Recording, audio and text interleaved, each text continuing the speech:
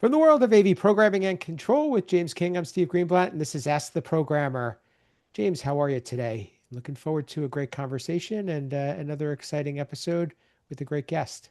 Oh, I'm doing good, Steve. Just trying to stay cool here in this Vegas heat. But I'm looking forward to this episode with this guest. It's going to be a great one. How are you doing, Steve? Doing well, feeling much better. Last time we recorded, I was still recovering from Infocom, so had some things going on, but doing a lot better today. And talking about Infocom, and we're recording this in July of 2026. I got to meet somebody who I've heard a lot about and listened to a lot of podcasts, and he's a great, very entertaining, and great wealth of knowledge. And I wanted to have him here as a guest. So he's none other than Lisle Waldron. He's from Here the we go. University of Trinidad and Tobago, and he's manager of Multimedia and Audio-Visual Services. Welcome, Lisle. Hey, hi. Yeah, it was a pleasure to meet you as well at Infocom. Infocom Recovery is a show episode by itself. Right? Yeah. So it's a ton of fun. It's also not without the ironies that James today is Darkman because he's hiding from the Vegas heat. And I'm in the Caribbean and I'm just chilling out, chilling like a villain. Isn't that the way it always is, though? Like, I guess, listen, I love Vegas, especially because James and the guys are there, but oh my gosh, I can't. My first time in Vegas, I'm like, what is this? No, what is this? Bring Yeah. heat to a new level, right? I'll never forget that year. I took screenshots of my iPhone. It was 140 degrees road temperature, James. I was like at an IHOP a couple in east, like a couple of minutes east of the strip. I'm like, what is going on? It was crazy. Yeah, it's 9 o'clock in the morning right now. It's 102. And that's the thing, like the sun hasn't even given you a couple hours to start to warm up. And you know that Yep. Vegas concrete effect where it absorbs the heat of the sun and then it radiates it out later in the day. Like, yeah, Steve is like, yo, my God. Listen, if you've not done an Infocom in Vegas, you need to do it once. Not just for all the Vegas things, but for like nerding out on these very interesting scientific, nerdy kind of things. It's crazy. It's insane. And if we only went there at a cooler time of year, you could actually enjoy yourself. What is cool in Vegas, right? So I'm Well, not falling for we do that trap. we actually get cool weather here. Like we always say, right around Halloween is when it starts really cooling off, and it'll go nice until about Infocom. It's like the week Yeah. of Infocom is when we start Yeah. hitting our triple digits again. Yeah, I mean Austin was this other place in the aughts that I was hitting like really often. I love Austin when it gets to like fall because it gets to like 65. So it's like sweater weather outside. And for a good Caribbean boy, it's like you're walking around in AC in real life. It's like, oh, this is great. I love this. But then I could do like a Toronto winter because I've had to do a few of those in my life. Or like I was in New York for a couple of the blizzards and going out like partying with friends. And James is Yeah. like, nope. Nope. Yeah, yeah. So I mean, I for sure. Listen. Infocom recovery, like I said, it's a whole episode, Steve. We're gonna have to do that one. We're gonna have to do that one next year I'm going to after sign you up for Infocom. that. Yes, let's. Well, while we have you here for today, I'd love to hear about your background in AV. And, I know that you have a lot of interesting perspective coming from an island and Yeah, coming being, from away. I mean, my background is pretty simple. I was raised by a grandmother, so I'm gonna end up quoting her often subconsciously. And my grandmother always said, do what you're good at. Right? Inevitably, what you're good at, you're gonna end up loving. So I started using computers in like 86. And that was the big blue DOS book for DOS 6 and 6.1, the spiral bound DOS book, because my aunt, I come from a line of educators. Everybody in my family are educators. So the first computer I actually used was an IBM 8086 with the two floppy drives. Now I can guarantee you nobody who listens to your podcast expected the kid from the Caribbean to drag out the IBM 8086, right? So we're talking about having to reconstruct your batch file for boot up so you could really allocate that memory properly to be able to use like Corel, WordPerfect, or whatever else I was doing at the time. And of course, ye old dot matrix printer. So I'm like 6 years old, and everybody, again, please keep in mind, I'm not from there, right? I'm from here. So all the kids down here were submitting their homework as handwritten stuff, and I was submitting like dot matrix printed out things. Of course, my handwriting is atrocious, but I would want to point out that I have really big hands. So my palm of my hand, the pen like stops like right here, right? I think I have a Hetma pen, so I can show you. Like that's all, folks. and that's it. Right? So I can't write to save my life. Never have. I remember, yes, perishy thought kids used to get punished back in the days. A teacher says to me, like, you can't write. I'm like, don't need to, you just need to sign checks in the future. Right? So like that, immediate discipline. But yeah, so coming out of that, I've just kind of always been computer adjacent. And then at some point I end up in multimedia in its almost truest form. I started working at the large university down here, the University of the West Indies. I started off in 98. Funny enough, as a secretary. So I think about it now that I have grays in my beard and I don't have my dreadlocks anymore. I've lost all my hair, James. We're in a club. Yeah. I think about it now and it's like, oh wait, I've literally grown through universities. Like I've seen this from so many different spaces. And as the secretary for the then office in the School of Education, and that was, I think, the cheat code and the gift. Being able to work in a school of education in my formative time in higher ed really set me to understand the role of technology in supporting higher education, as opposed to technology being the center point. And it's literally my governing philosophy for all things. But I spent too much time helping out the chief technician. I was his title at the time, logging out the JBL Eon 15s to carry in the little hall that was next door. He's like this little 5'3" guy, and I'm 6'6", and all of me.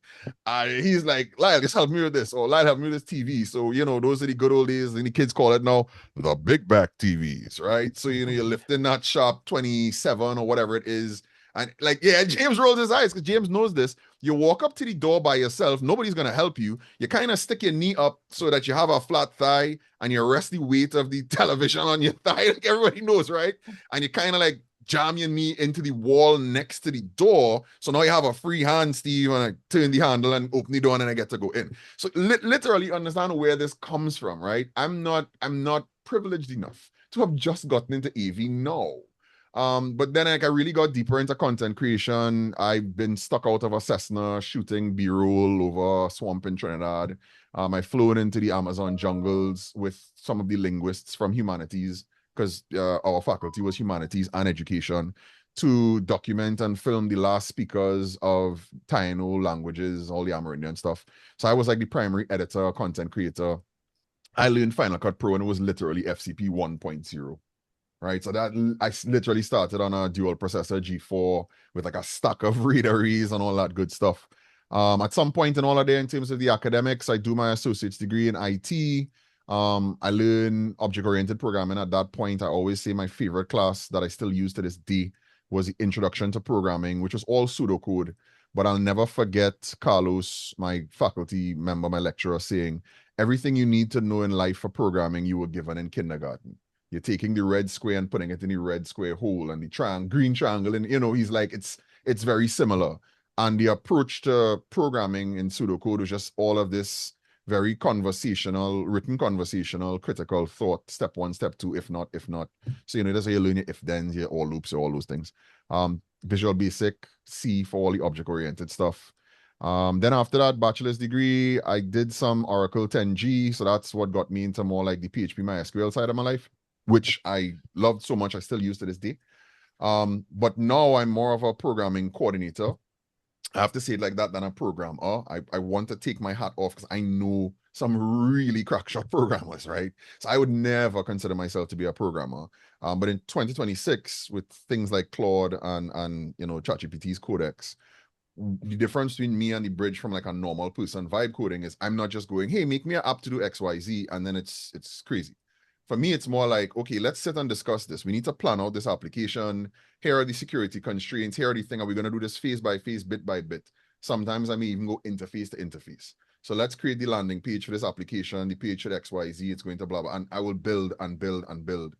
I can read enough to refine when I'm getting that stick. I can figure it out. So the only difference is that my agents are now my programming staff. Because again, I don't, like every other university, I don't have enough staff. We don't have enough resources. James laughs, right? So that's the only difference, but it's not, I'm almost sure, Steve, I'm not going to create the next Terminator vibe, but sometimes it may happen because I don't know what he's doing sometimes. And I just go, yeah, all right, fine. I don't know. We're going to find out one day. That's, I mean, great. I mean, it sounds like you were kind of born into this industry.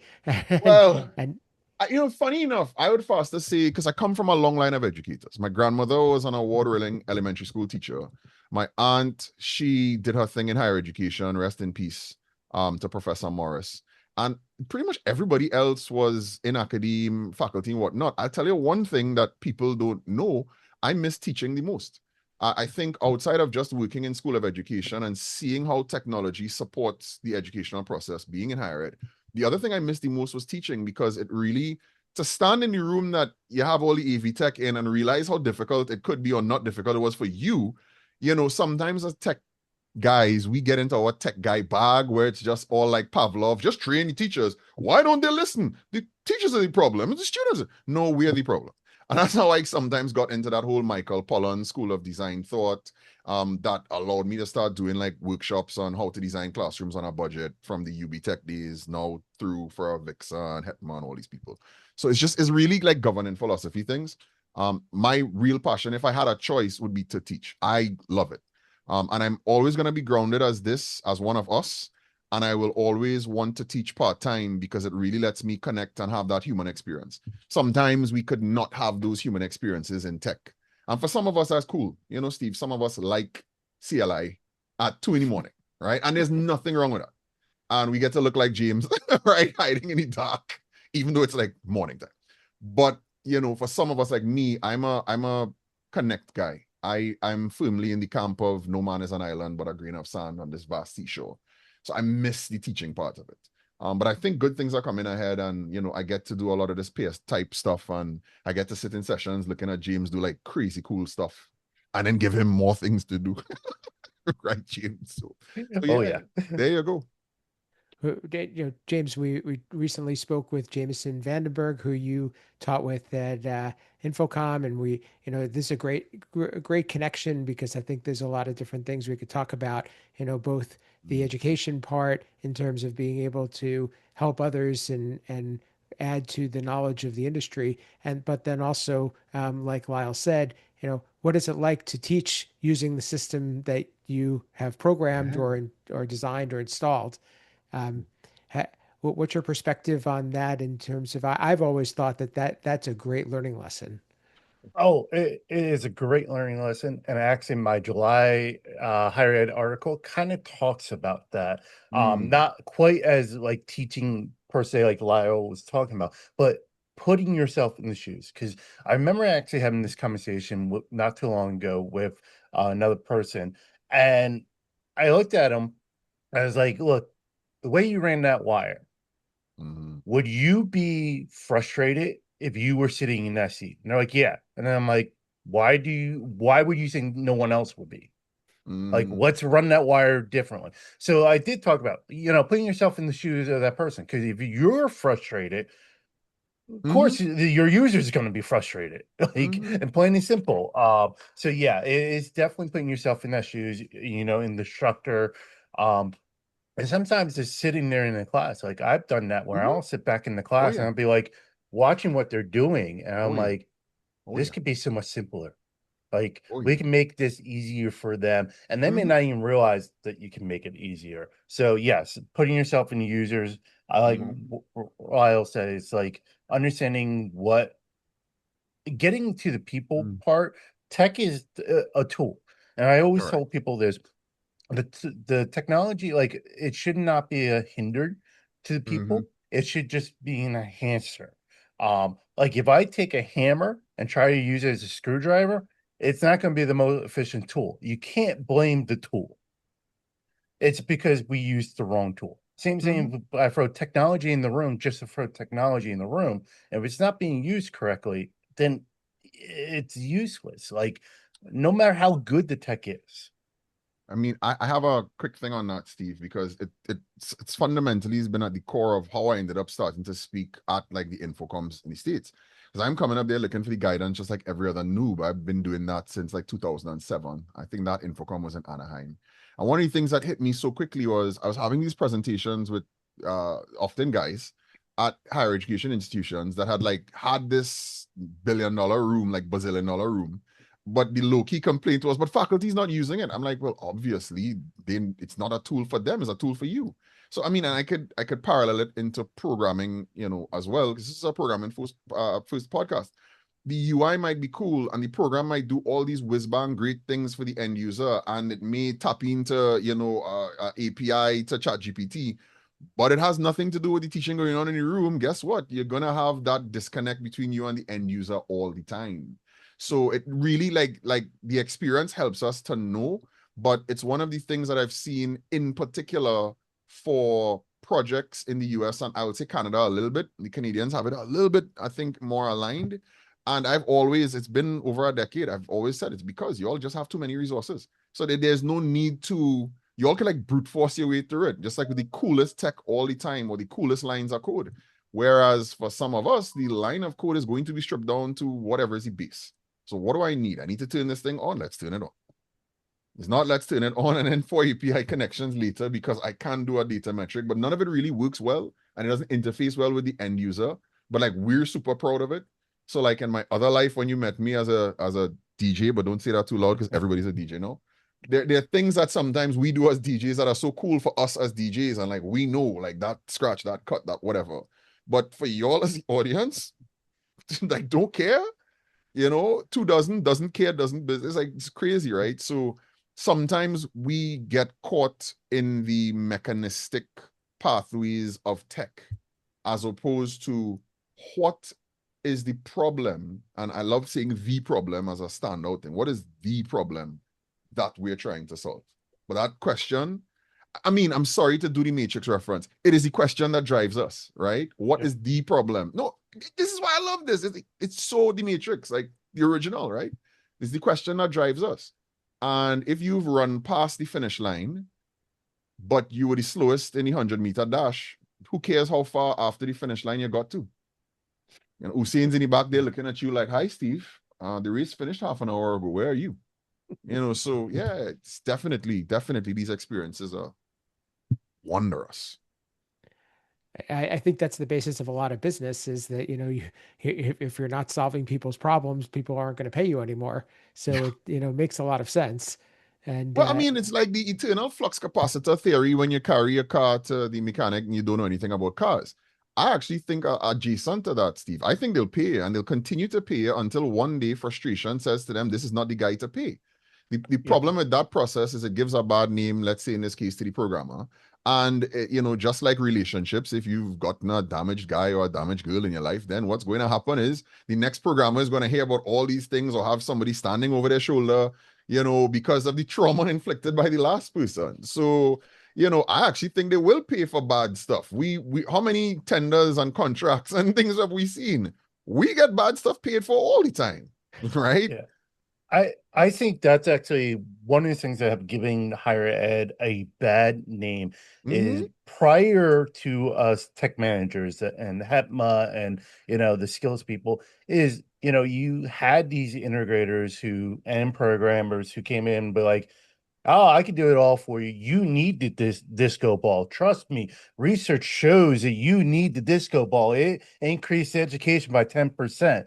And so they do. And now us tech manager are more like, no, I don't need all of this. Like, no, cut that out. Cut that out. I mean, I've been in there many meetings. It's like, nope, we don't need that. And that's not an all fault of the integrator because you know what? They're a business. They're trying to make money. Correct. So I can't blame them for trying to make money. But the ones who try to game the system to their advantage and not to the user advantage are the ones who are getting pushed to the side. Yes. There are other integrators who are seriously like, okay, they see that higher ed has changed. We are moving to where we have more done in-house because we got tired of paying that relationship as that premium. Oh yes. Yeah, Yes. it's like, okay, we're just going to do this ourselves now. We don't need to be with anybody else. But there are other integrators who are seeing that and programmers who are seeing that are jumping on board and following. It's the ones who are still trying to do the old ways that are getting left behind. And I think context oftentimes discussions, Steve, because of time and this and that, like you see it on news programs, it always has to be so thin, so shallow. The thick context to that is that at that time, technology was a witch's brew. It was a witch's cauldron that we've never seen into. Ever so often, a bubble would bubble over the top of the cauldron. So that these things were not democratically across the board. Everybody could not know what we know now. So we kind of had to rely on the integrator, who was the only person that had access to the Tron or, to the Harman or Pro, was it pre-Harman? I can't remember now, right? To the AMX and whatnot. The entire model has changed because of the democratization of technology. There was a time in the VGA days where a VGA cable was unique to an end user. One of the things that systematically made that not be the case, for instance, with HDMI is because of the PlayStation. Right? We tend to forget Blu-ray became Blu-ray solely because of the PlayStation. Lest we forget, Microsoft was trying to do HD DVD. You see similar things in programming. Part of the reason that vibe coding has become so easy for end users is because they had how many ever years of Siri and Google and Bixby where they could say stuff and see a light turn on or something else. Now, to us, formally, it's not programming, and it's not. Like I was saying to you before we started, for me, programming will always be a CLI, some kind of interface-based, whatever is the case. So the years that I did a ton of work using simple Windows, I consider it to be more programmatical with like pseudocode for signals and logic and whatnot, right? If you've ever done a if table, you'd understand, right? The logic still has to be there, but it's not programming per se. But in so doing, it's democratized this thing as not being some magical thing over there that nobody can do, right? We went through universal remotes and this and that. All of those things to us, especially as like, it's no different, as I said, to OG DJs, right? If you're not playing on vinyl, are you a DJ? So if you've not sat down in Notepad++, right? Are you a programmer? Fun fact, I think no, but they're getting all the same things done. So now what? Can we continue to take that bamboozly approach? As James said, the answer is definitely not. So you could see it from physical to the software side. It's just, it's different now. It should be more streamlined. It should be more sustainable. And when I say sustainable, I'm actually never talking about green because that's now been washed out of the lexicon. I'm actually talking human sustainable. Because if you've written this program, every time something goes wrong, they're calling you, Steve, to go dig in the code. That's not a good program doing good work. We need to back to the drawing board, because the other thing I'm not going to do as a program is just go build on the old thing. I'm not going to have my house resting on sand. It shall be built on stone. So from time to time, I will go code zero and start all over. Like I'm in a code zero year right now, where I have to look at all of my main cluster of programs for the different tiers of classrooms I have. I know people hate hearing those things. And I'm going to rewrite the core and come right back up. Because things have changed. The software has been updated, this, that, the third. That does not even count the fact that I'm trying to onboard and integrate Codex and and Claude Code to use Crestron C# because we're a Crestron shop, if you didn't realize, instead of simple Windows. Solely because I no longer have the burdensome gruel of all of the minutiae of C#, right? And I can guide it. So I no longer think I need to do it in simple Windows for ease and rapid development when I can build library-based C# level code that is hopefully cleaner, far more efficient, only calling what I need to call in the library when it needs to be called. So that's that's going to be the topic of our next episode. So please, everybody, stay tuned. And that was a good preview, because I don't want us to run out of time on that. But I love that's called a segue. It is. But before we get to that, tying up this one, what you and James just discussed in terms of making everybody feel like they're getting value, like this is not something that is black magic. I think those are all incredible conversations, and it's all good for our industry. And I personally, hate to see when somebody comes in and tries to sell a new system when you can fix the program. That's just one example, but there's I think it's all about collaboration and working together, and everybody has to find where their value comes from. and what they can do to contribute to the client's success, and also the players within that chain to for them to succeed as well. So all the things that you said there were top notch and important conversations.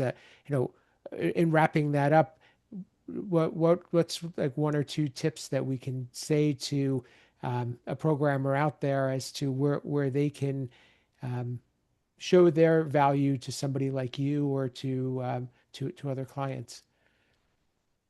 Hmm. I think your value is not in your whiz bang add-ons. I think your value, especially now, is in the ability to simplify and provide those sustainable, repeatable code bases. I think in being able to do that, we have to, especially if you're a third-party programmer. So, and this is something I find here, like if you're I sometimes get like PGs on side jobs to do, reprogram the system or whatever is the case. And the natural leaning when you're in that camp is to try to construct the program so that they have to come back to you. Hmm. The real paradigm is to let them go. To set this thing up in such a way that they can get in there and modify a line of code without you pulling out here that, well, I no longer have. I think that is the move. I think that is a very smart move because it immediately tells your clients from a value perspective that you understand your value is not predicated in the code. They are going to come back to you every time because sometimes they don't have the time. It's not that they don't have the capability. They don't have the time. When we're going to have to bring it in-house is because we can't afford it or we don't trust you. It's one of the two. So, I think that's a big one. Just like don't think your value is the shiny objects in your applications. And I think the other side of this is because we're all horrible at it, is we need to do better in that documentation, which ties right into what I just said about the client and not trust. And for the first time in the history of time, we don't have to be the primary upkeepers and authors of our documentation. As it goes right now, for every project that I'm doing, because I'm also HETMA's scholarship chair, I have Claude or actually use Codex to do this, which is kind of fun because GPT does not have agents as yet like Claude Cowork. But when I'm doing the projects using Claude, I would use Cowork. But if not, what I've done with GPT is I'll have it as a conversation, but I'll get it to generate the prompts for Codex to update wikis. So I will not do a project now without its own built-in standalone wiki that I'm often going to drop in like my OneDrive or like a SharePoint or something. And in that, all I have to do sometimes is you literally could drop your new code base that you just programmed, throw it in there and say, provide me the wiki update on changes that were made, this, that, the third, whatever is the case. So what I've said to people is we all understand now that AI is at its jagged edge, meaning that the outputs we get are not often smooth and they're not always great. But what it will do is it'll get us through 80% of the volume of the granular work to get the documentation done. So it means instead of me having to sit down and literally rethink and type over or document while I'm coding, which is distracting my flow and my feel, I can just take this en masse after and go, hey, GPT, give me the wiki entry for this, please. And it does. So those two things, I'm sure you're going to win the day with clients and really show value adding. Excellent. Great takeaways, and we're going to be talking with Lisle on the next episode, so stay tuned. And it will be in a week, but we're going to record it right after this. So please stay tuned with that. Lisle, how can people get in touch with you? How This is can the they fun learn part. more? You have so It's the much fun to part. offer. So I hope I do. And anybody that wants to get me, this is actually very simple. Just reach out to me at 1-868-683-2442. That is my personal number. You don't have to be long distance reach. Welcome to 2026. You can get me on iMessage, on FaceTime or FaceTime audio, and of course on WhatsApp. I'm right there. Just shoot me a message. You'd be surprised. Steve could tell you, I actually answer all the time. I'm not a scary guy. it was so quick. So Very. that's his real number. So It's my real please number. take advantage of that. Fun fact, it's actually 683 big C for anybody old enough to know how to do the letters into numbers things. Don't tell the kids that James nowadays. They'll have no idea what to do on the phone pad. That's 683 so funny. big C. We were just talking to, I think, my son yesterday about that. He mentioned, how do you do letters on a phone number? Oh We my had to explain it to him. Yo, I'm so old. But the good news, Steve, is because I'm on the spectrum, being an autistic kid, although I know everybody's kind of on the spectrum, I'm really just a 14-year-old trapped in a 46-year-old man's body. I want to go play Call of Duty after work, just like everybody else. Just I'm not online anymore, so don't even ask. I'm not doing it. Right. I just want to relax and play with bots. Leave me alone. So yeah, call me on my phone. Much appreciated, and please take advantage of that. And Lyle's very approachable. James, before we get to our next episode, what's something that you learned or a takeaway that you have, and how can people get in touch with you? I mean, my big takeaway is we got to eat our dog food. This is a big pain point for me. Like, there's so many, I've seen this in regular software, even AV programming, where they throw things in and they don't ever actually use it, and they don't understand how Mm-hmm. cumbersome it is to Mm-hmm. users. Um, I have always said this: when architects build a building, the first month they should field every single support call, and then they'll learn how to build a building. Same with Mm-hmm. programming. First month or 2 month, programmers should field every single phone call so then they can learn how to deal. Because trust me, I've gotten some bad systems where I was like, I don't even understand what the user's thinking here. Like, why is this so troublesome? So eat our own dog food. And then again, if you want to get a hold of me, I'm out there. Google me. You'll find me on the Ask the Program community out in LinkedIn. And then again, I'm out there. Fantastic, and I couldn't agree more. And I think the idea that we need to be thinking beyond just delivery and making a system work, but making this be something, making code be live on beyond just the initial application, I think is a great point that Lyle provided. And you shouldn't be afraid to be able to give somebody something that you built, and they are still going to call you if it's a good relationship. So for me, you could reach me at Steve Greenblatt on social platforms. My company, Control Concepts, is a supporter of this podcast, and we build some of the components that programmers use to interface with different products or add functionality to their systems. You could find out more about that at controlconcepts.net, or soon at ccisupported.net is going to be a website that we are going to be featuring a lot of our integrations. So stay tuned for that. As James mentioned, and hopefully we'll get Lyle. I know he's not a big LinkedIn fan, but hopefully he can join us at the LinkedIn group for Ask the Programmer. That's a great place to share more ideas, Anything could interact, happen. Anything could happen. We're gonna make it happen. and connect with others in this community. And we want to share some of our favorite episodes and engage with each other and help the programmers and be feel more supported and grow as a community. So that's on our LinkedIn group. And if you are watching this podcast, you could also listen to us on your favorite podcast player. And if you're listening, you can catch us on YouTube. Both places you can leave a rating, review, share your favorite episode, comment, reach out. We want to have more guests and we want to hear from you. So please take advantage of that. So thank you for listening. Thank you for watching. Until next time, this has been Ask the Programmer.